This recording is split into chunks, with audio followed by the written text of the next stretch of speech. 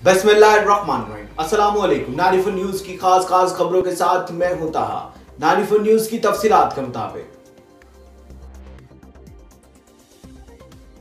शान अशरफ की तफसीलात के मुताबिक मोंग कमेटी सऊदी अरब में कुछ शरपसंद अनासर गलत अफवाहें फैला रहे थे कि फला बंदा सुप्रीम कौंसिल है, फला बंदा कुछ है, सब गलत बयानी कर रहे हैं। 12/8/2021 को जद्दा में मोंग कमेटी सऊदी अरब में पहले की तरह नए सदर और चेयरमैन का इंतखाब हुआ, जिसमें पूरी मोंग कमेटी के ताउन से जनाब हाजी मोहम्मद नवाज बाबेराजे को सदर के लिए जबकि जनाब राजा जावेद अकरम जीवेका को चेयरमैन मुंतखब किया गया। बाद में लोगों के कुछ एतराज़ात की वजह से 20/8/2021 को जद्दा में दोबारा एक सिलेक्शन कमेटी तश्कील दी गई, जिसमें दोबारा हाजी मोहम्मद नवाज बाबेराजे के ओहदे सदर के लिए मोहम्मद असलम जोया को ओहदा नायब सदर के लिए मुंतखब किया गया।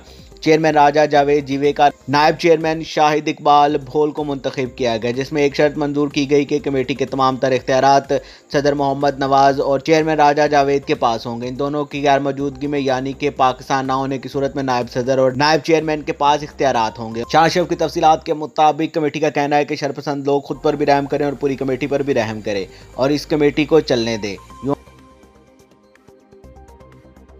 अब तक के लिए सिर्फ इतना ही। मजीद खबरों अपडेट के लिए 94 न्यूज के साथ रहिएगा। आप हमारी खबरें यूट्यूब और फेसबुक पर भी सुन सकते हैं। इसके अलावा मजीद खबरों के लिए हमारी वेबसाइट विजिट कीजिएगा www.94news.us। अपना ख्याल रखिएगा।